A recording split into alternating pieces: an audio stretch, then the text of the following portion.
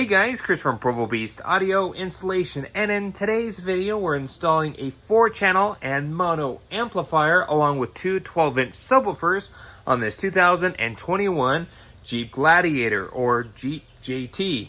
Now in this install we're going to show you how to integrate those amps to the factory radio and audio sound system. Let's get started.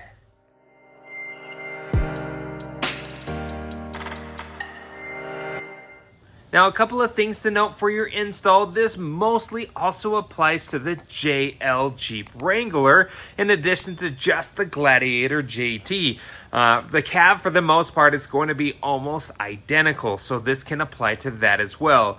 Some with the factory amplified audio sound system, which generally is present with the center speaker as well as a factory sub. If you don't have a center speaker or factory sub, you probably have a bass audio trim, and we can talk about both options once we get to the bench. In our case, specifically in this video, we are dealing with a Gladiator truck that does have the upgraded Alpine factory audio sound system, and in this specific case, we'll be bypassing it. All right, so here at the bench, the parts that we're using in today's install, first and foremost, are the amplifiers and subwoofers that the customer wants us to go with.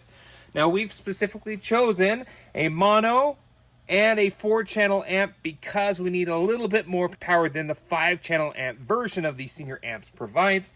We're doing a 1,000-watt marine mono amplifier to power two 12-inch kicker comp RT shallow mount subwoofers, and this 4-channel marine amp is going to power our front knee panel speakers as well as tweeters, along with the tower speakers that we're replacing in a separate video. Now, in order for us to integrate all this into the vehicle, because we have the Alpine factory audio sound system, we need some sort of way to integrate to the OEM amplifier in order to install our new equipment. Now, in this case, this calls for the Pack Audio AmpPRO. It's the AP4CH41, and this will integrate seamlessly into the factory audio sound system.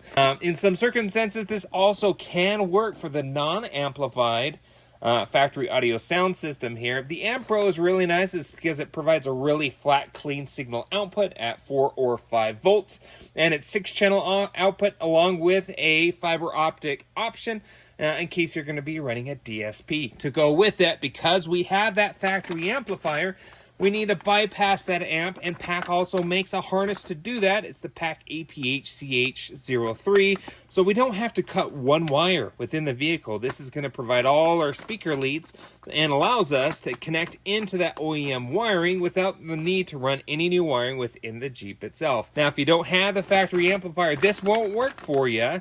Instead, there's an option, especially with this AmpPRO, that provides speaker output, so you can wire your speaker output from the amplifier through the Jeep to all your speakers using the AmpPRO. It's like a T-harness as well.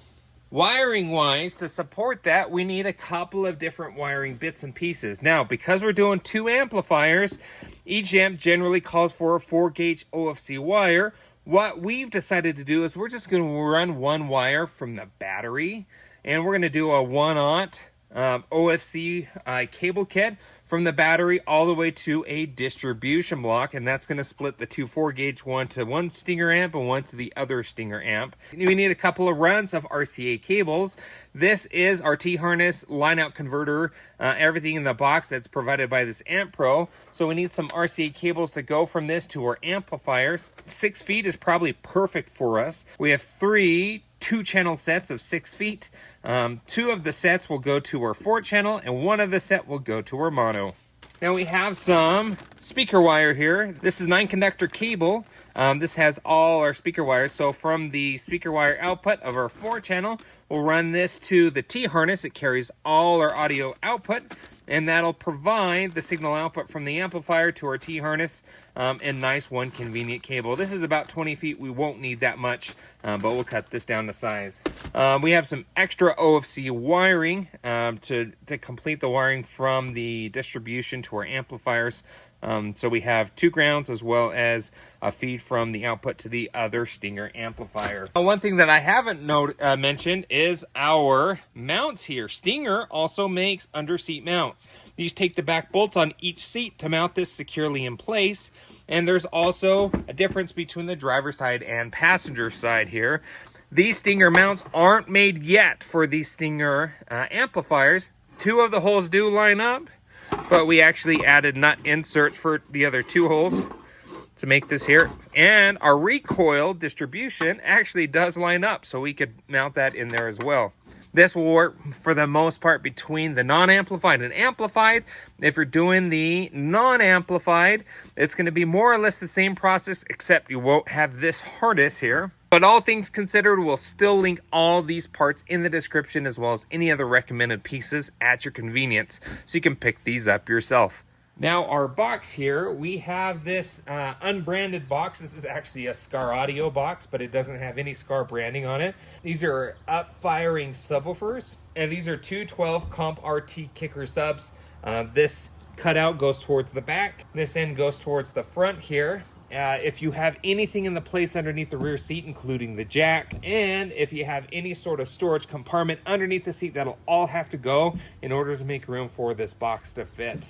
Now, we've already preloaded these subs in here. These are dual voice coil 4 ohm. Each one's wired in parallel down to 2 ohms, each coil together. And then when we attach it to our amplifier, 2 ohms, bring it down to 1 ohm, which is what our amp needs to push out 1,000 watts RMS for these 2 500 watt subs.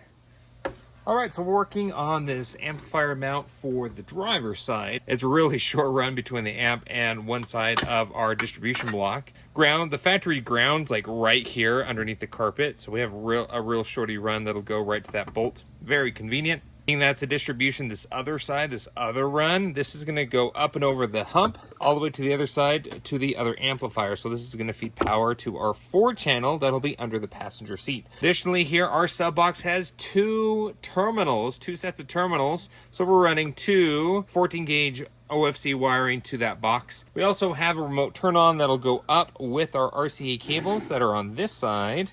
So this will go up into the dash, where this will connect to our line-out converter, AmpPRO.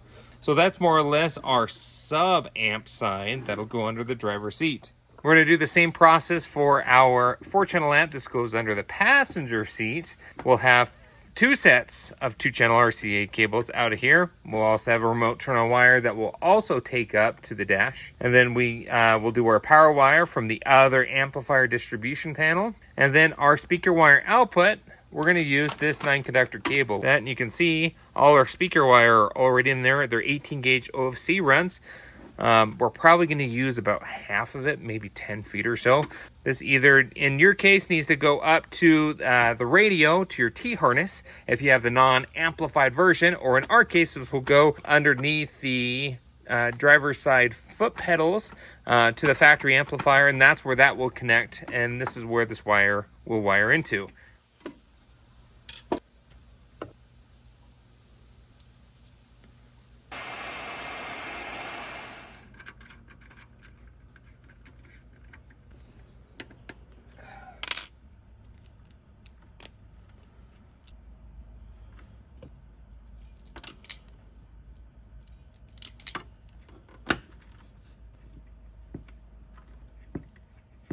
All right, so now we have our 4-channel almost all wired up here. We got our speaker wire outputs nice and clean. Again, our ground's going to go all the way around to this other side here, and our remote turn wire is going to follow the RCAs that'll go up to behind the radio, where it'll connect into the AmpPRO.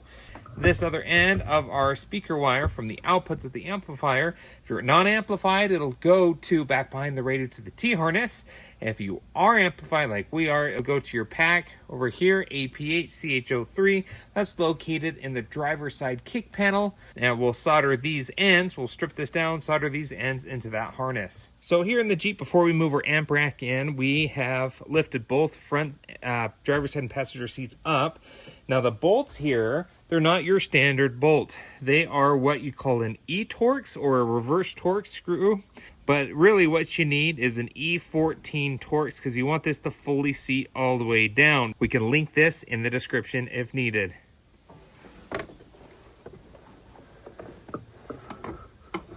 All right, so we got the base amp in. Started pulling wire here. The nice thing is I can see straight through underneath the center console, so I can feed the power wire over to our 4-channel without pulling out the center console. Now our ground is right there. Super easy and convenient. It's kind of poking out of the carpet there. We'll pull that carpet back. It's a factory nice big ground.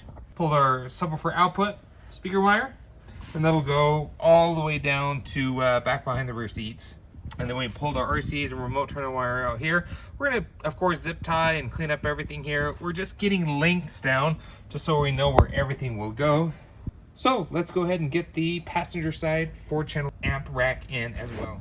Right here on the passenger side, we got our 4-channel amp version in. Up and over the transmission tunnel, we'll have our power wire and our speaker output that's going to go to the other side. Here's our factory ground. Now before we pull that off, we want to remove the negative on the battery, so we're going to do that. That's just about it on this side. Our RCA's a remote turn-on wire. Remember, our 4-channel amp has 2 sets.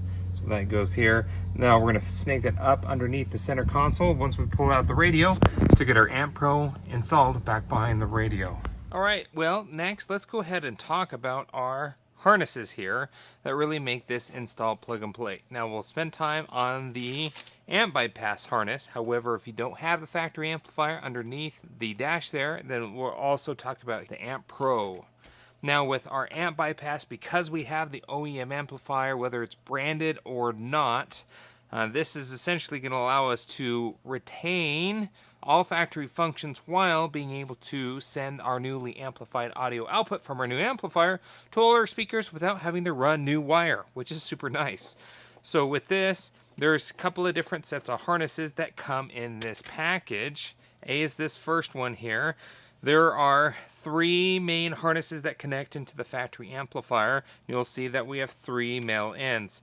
A and B are for your front speakers and tweeters. Harness C is more or less to disable ANC if you potentially had ANC in it. And then this harness D is all our other speakers, including our rear speakers and our subwoofer.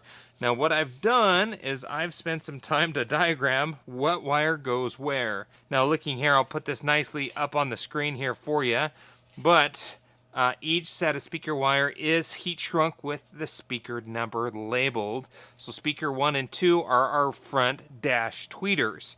Now I've also double checked, and those are generally about 4 ohms for those OEM tweeters. Speaker 3 and 4 is our left and our right front mid bass, or the 4-inch that's in the dash. It's not really a mid bass, it's more of a mid, as the bass is generated with our subwoofer. Speaker 5 and 6 and 9 and 10 our OEM subwoofer is actually a quad coil 2 ohm sub. So each coil is 2 ohms. There's 4 sets of speaker wire going to our sub. We're not retaining the sub whatsoever, and it's so small and compact back behind the rear seats, we're just going to even leave it there. Speaker 7 and 8 is your rear tweeters. In the rear, in your sound bar, you're going to have 3-inch tweeters and 4-inch mid-range speakers. The 3-inch tweeters are 7 and 8, right and left, and speakers 11 and 12 are your 4-inch drivers that are in the rear tower. Those are about 2 or 2.5 ohm. We read kind of in between them. We'll just assume they're about 2 ohm speakers. So that is our layout there. Like I said, any of these speaker pairs that have a stripe, it indicates negative. The solid is positive. Now, in the instructions, it is recommended to install all of this and keep your OEM amplifier intact or in place, as there still is some sort of required data connection between the OEM radio and that amplifier. So we'll keep the amp in, and we'll use these male ends to connect into our amplifier, just like so. Super easy and simple. This will also keep the data and everything working. The female ends are our speaker audio connections here. What we're going to do is throw up on the screen what colors we're going to connect to our 9-conductor cable. More or less, we're going to tie each component set together into one channel. We're going to take all 8 speakers, combine them into 4 channels. These male ends, since we don't need them here, we'll still connect them into the OEM amplifier. Instructions do say if we are keeping any of the factory speakers still running on the OEM amp, we'll just connect color for color to pass them on through. And then aftermarket amplifier, we'll still power those. We won't be in this case. Alright, so we prepped our harness here, connected, wrapped it with some high temperature testa tape. Here's our 4 sets of channels here. We got the yellows and the reds together, green and oranges together for our left and our right tweeter and mid bass. Then here on this, the 4 sets of speaker wire for the sub we just cut because we're not going to power those. And then we have our green and black together and our pink and brown together. So there is our 4 sets of speaker wire here. Now, if you did not have the factory amplifier, this in some cases can still work in your application here. The nice thing is what this module does, it actually reprograms the radio for you without any sort of software needed outside of the module itself. More or less have a nice clean audio digital output through these analog RCA connections without having to do any summing or correction. It's really, really, really nice to have something like this plug and play. Now this end obviously goes back behind the radio. This end plugs into the radio, and the harness originally in the radio goes into our harness. This end here will connect into our module like that. This is your remote turn on output. So this will turn on both our amplifiers here for us. And this bass knob slash volume adjustment slash chime adjustment knob, depending on what program setting it's in, is also going to connect into this. This is required whether you use it or not. Still plug it in, turn it all the way up if you're not going to use it. Now this last harness is in circumstances where you're using this AmpPRO in vehicles trimmed without the factory amplifier. What they do here is there is a little break here. If you don't have the factory amp, you disconnect this, just like so. And then this male end connects into here, and here is where you'd connect 9-conductor cable from your amplifier right into these leads, which will feed that audio signal to all your speakers for you. Super cool. There's a lot of warnings. There's sticker warnings everywhere on this. This is only if you don't have that amp underneath the dash. If you look underneath, you don't see that amp. You'll need this instead. You have the bass trim audio. Oftentimes, if you don't have a factory sub behind the rear seats, you have the bass trim audio. So you'll use this and keep this unplugged. Instead, what we'll do is just keep that factory amp audio passing through. This AmpPRO comes with a ton of instructions. Talks about whether you have the amplifier or not. If you don't have the factory amplifier, it does work in quite a few vehicles. If you do have an amplifier, it works in all vehicles that have the factory amplifier. Go through all this. It's very important that you understand everything here. Second page tells you how to set your dip switches and which each switch does. Now on is down on your dip switches, and if you need to activate whatever setting on the module, you flip the switch to on or down. So if you need just the 2-channel mode, which most circumstances you won't need, you'd switch 1 to down. We don't need that. We're going to keep that off. It defaults to 5 volts. So if you need to lower that, if your amplifier can't take 5 volts of input, then you switch number 2 to on or down, and that'll lower it to a 4-volt output. Our amps can easily take 5 volts, so that's not a problem. We don't use switch number 3 and switch number 4. If you don't have a factory amplifier, you switch 4 to on, which will tell the module that it doesn't need to look for an OEM amplifier. Now there's a lot of instructions if you don't have a factory amp as it goes through programming what to expect if without that factory amplifier for the programming needed in order for this to work properly. Go through this manual, understand it well. There's a programming procedure that you have to be aware of. We'll cover that in this video for you, but it's also important that you understand everything else that's going on within your instructions. Now we have our speaker wire output that came from our 4-channel amplifier on the other side, and we have our amp bypass harnesses here. Generally we like to do this at the bench, but in this case, because we wanted to run the wire first, we're just going to go ahead and solder here. It's really not that bad, but we do want to protect the carpet as we don't want to accidentally burn anything with our soldering iron. We've already preloaded everything with some heat shrink, so we're going to solder onto these connections. Okay, so we've made our soldered connections here. Front left, front right, rear left, and rear right. So with those connections now cooled, after soldering them, we'll move our heat shrink up and over those connections. We'll shrink them down with the heat gun, and then we're going to finish looming up our harness. Okay, so we've gotten all our harnesses all loomed up, ready to go. Now underneath the dash here is our factory amplifier right there. behind the OBD2 port, we have our 3 harnesses already disconnected. Again, if there's no amp there, you don't have the factory amplified system. So with that amplifier there's our 3 harnesses that we need to now plug our new wiring into those ports. Then the male ends currently disconnected will connect into our harnesses. So let's do that. All right, so we got our harnesses all connected there. Our male ends and our female ends all done. Now, of course, we're just doing this temporarily to test. But next here, we need to start popping off this kick panel so we can run our power wire to our distribution block. And secondly, we can run our signal wire up to the factory amplifier. So this panel needs to come off.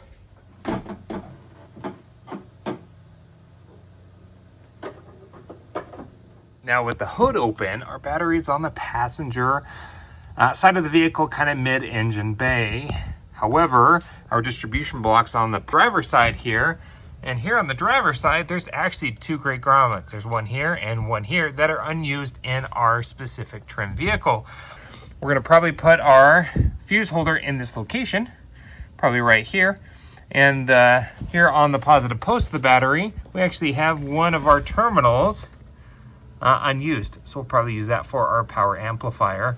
This one down below will fit probably a 4-gauge fine, but it just didn't fit our 1-aught. So we went to the one above it, pull that out. We actually put a grommet within the grommet. It's more plastic than it is rubber, but it comes out. It's a great access. And then we loomed our 1-aught wire and ran it along the factory channel. You can see kind of up underneath there. Here's our big zip ties to hold it over the engine bay. But we use some Tech Flex here just to wrap the wire and protect it from the elements. It comes up into our fuse holder. You know, there's an unused M6 bolt insert here. So we put an M6 bolt in there. And then there's a hole kind of like this where we put a nut insert so we could get 2 mounts here. And this is 1/8 inch ABS plastic. It's nice and solid. So it comes up, we put some wire ferrules in these connections as well. And then this goes down, up and around to our battery post. Remember that one was unused there on the end, so it was a perfect spot for us.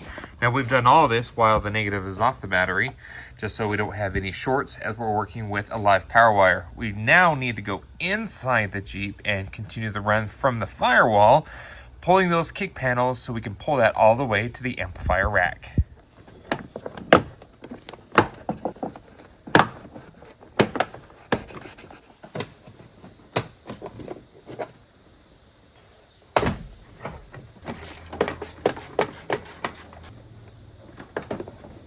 Okay, so we popped this panel off. It just took some time, but we zip tied our wire here.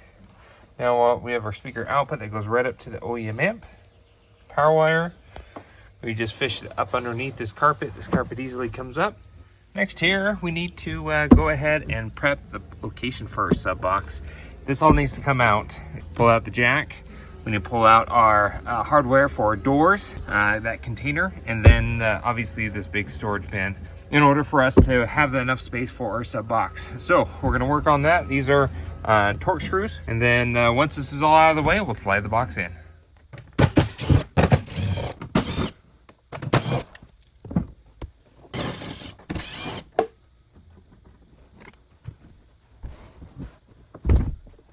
So we got everything all back together here. It was a little tricky with that 1-aught cable to fit underneath this panel, but we spent some time and got it to fit. Up underneath the seat, we got our 1-aught wiring into our distribution. At this point, we just need to set our gains with that SMD DD1. But really, we're just about done. Since our amplifiers were all hooked up, got everything connected, put the negative back on the battery. So we are done underneath the hood. All right, so we're here back in the Jeep, and at this point of time with our amps in place, we've taken care of our power wire, ground wire, amp bypass, everything is just about done except for pulling the RCAs from both amplifiers up into the radio cavity so we can install our AmpPRO and get that programmed. We got to get in here temporarily, and we have some plastic pry tools. We don't want to damage the dash in order for us to get there. You also need a 7mm socket. Now I have these vinyl panel tools. We're going to go ahead and pop this off.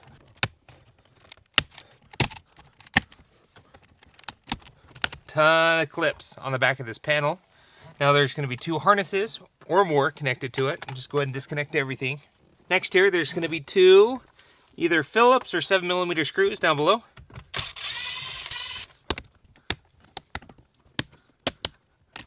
Okay, with that out of the way, same thing, you're going to have 4 7mm or Phillips screws to remove in order for the screen to come out. Okay, now we really don't need to take all the harnesses off. That could be just about it. Now we don't want to scratch anything, but now we can grab our AmpPRO, disconnect the main radio harness here, which is this big plug, basically as a swing lock that will disconnect it, like so. We're gonna grab our AmpPRO and plug it in its place. Okay, we just grabbed our T-harness, just like that. And then this end will go right into our factory radio. Just like that. Okay, now we have that installed. Before we turn anything on and connect our AmpPRO, it's very important that we go through the programming instructions. Our next step here is we're gonna go ahead and connect our lead on there. And then we'll mount our bass knob, but for programming for now, we're just gonna simply plug in our bass knob. See some lights already. We're gonna go ahead and now grab our RCA cables that we just dumped out in the kick panels. We're gonna pull them up into the dash and then connect them to our AmpPRO. Okay, so we fed our RCAs up into the dash here. Here we're gonna grab our remote turn-on wires that we use for both amplifiers. And this will connect into the remote turn-on wire on our AmpPRO. Just like that. Now we're gonna grab our RCA cables, connect them into our AmpPRO. Got all those connected here. Now we're gonna just zip tie and tuck everything in. Our first step is we have to turn on the ignition, and it may go through a programming procedure, it may not, but we're just gonna get it started here. Got everything kind of temporarily together here.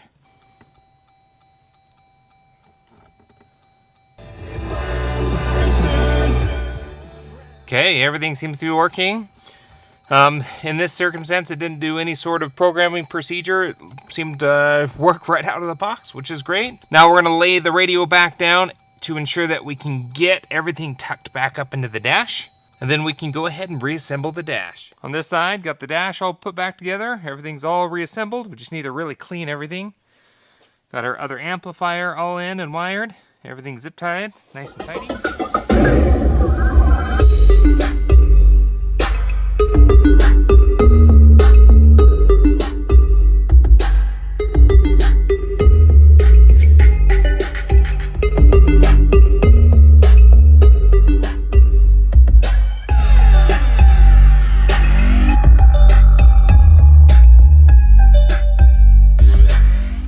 So that's about it for this install. Sounds fantastic. Love the way it turned out. Super satisfied. If you like any of the parts that we used in today's install, we'll make sure we link them down in the description, along with anything else that we do recommend as well. Now, additionally, if you want to see how we did the front speakers and took on the task to replace the 4-inchers and went to a 6.5 and did a tweeter, or if you want to see how we did new tower speakers and put 6.5s back there, we'll link those videos also in the description for you. Thanks again for watching. Be sure to hit the like button if you liked what you saw, and don't forget to subscribe. We post great content on the channel all the time. We'll see you in the next video.